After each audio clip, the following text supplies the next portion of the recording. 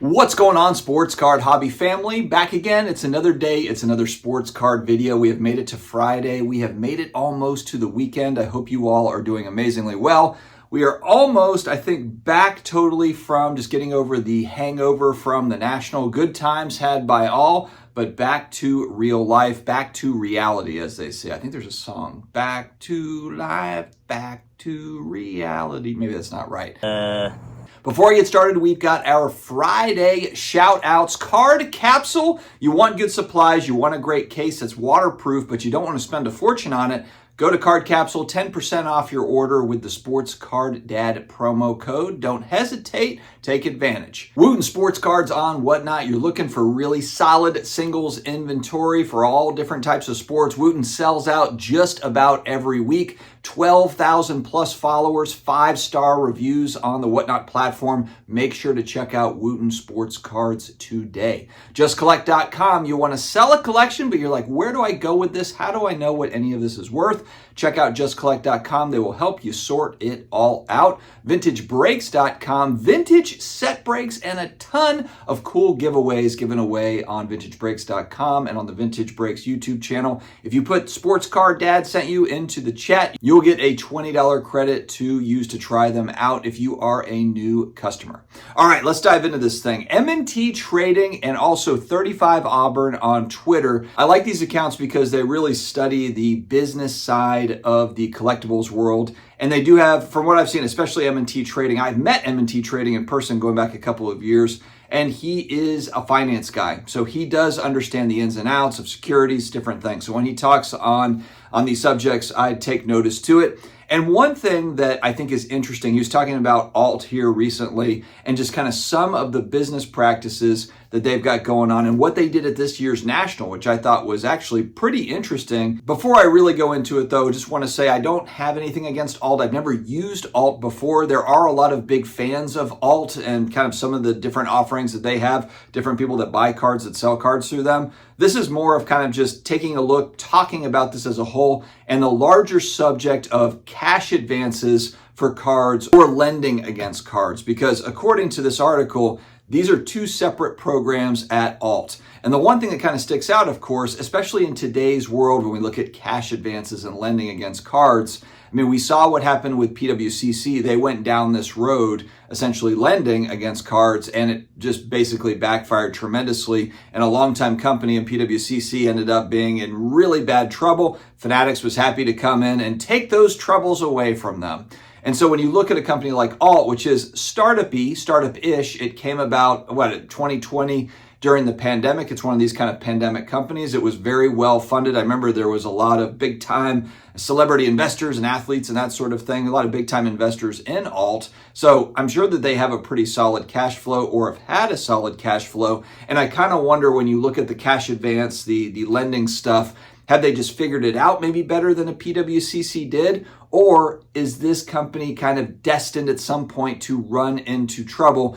And the one thing that sticks out, and I think it's something that M&T Trading is kind of touching on here, is if we're looking at this at the National, what the report says is 2,000 cards were consigned with alt valued at $4.5 million. We'll come back to that. They handed out $2 million in cash, a cash advance for those cards, and they will head to auction the first half of August. Now, you might be thinking, oh my gosh, that's so crazy. Why would anybody do that?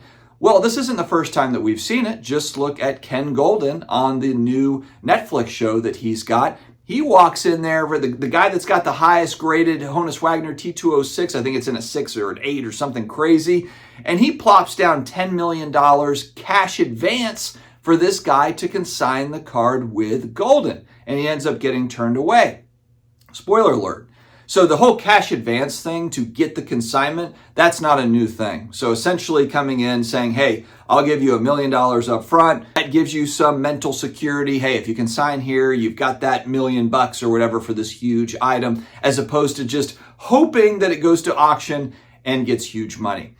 Going back to the valued at 4.5 million part, and that's the piece where I think Are they valuing them conservatively? Is that aggressively? And in collectibles, as we know and as we've learned, something is only worth what somebody is willing to pay for it at any given time, and it can really fluctuate, especially on rare items. You know, stuff that's pretty scarce, it might be huge differences in price, up or down. And so I guess I'm curious as to how alt is valuing that stuff. Maybe what's happening is they're being a little conservative on those numbers when they're offering up what a comp is. I just don't know. But anytime you see something, especially these sorts of numbers, 2,000 cards valued at 4.5 million, and then you hand out $2 million of cash, it could be that they've structured it in a way to where alt kind of will come out the winner. Without knowing what that structure looks like, it's difficult to kind of know. But it could also be something where it's not structured very well. Maybe they're a little bit desperate just to get consignments. It's a heavily competitive space. To get a consignment these days, you're up against the behemoths, the eBays, the Fanatics collects now that they're kind of moving in. PWCC really kind of taken to the next level with Fanatics Collect, let alone all the other huge auction houses that are out there. Not even huge auction houses, small, medium, huge auction houses.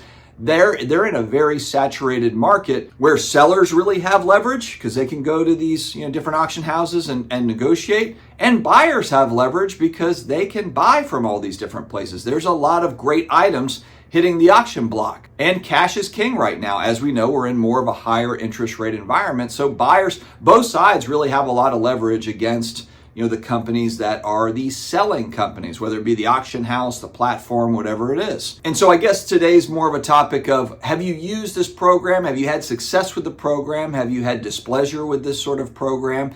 Because like we talk about, I mean, anytime I hear, cash advance, it makes me think of like payday loans, which you basically, your paycheck's on Friday, you get the payday advance on Monday or Tuesday, you pay an exorbitant amount of interest to get that loan. And so again, it just kind of boils down to, how are these things structured? Is it to favor the company that's lending out, offering the advance, or is it favorable to the consignor?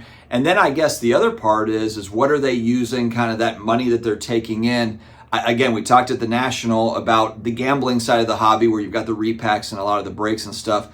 Are they consigning off and taking that $2 million of cash and then going and buying more singles that they think have better upside? Are they buying something completely different? Are they getting into breaks and repacks? And where is that money going? Is it staying within the hobby, or is it going out somewhere else to real estate or the stock market or crypto or something? I don't know. The whole thing is just interesting to me. It's something I want to watch, especially as all these cards are going to hit the auction block on alt in August. And so I guess that's the thing is, are these cards, are they doing well at auction? Are they doing poorly at auction? We will have to see how it goes. Let me know your thoughts in the comments down below, my friends. Stay healthy, stay awesome, and I will talk to you again later.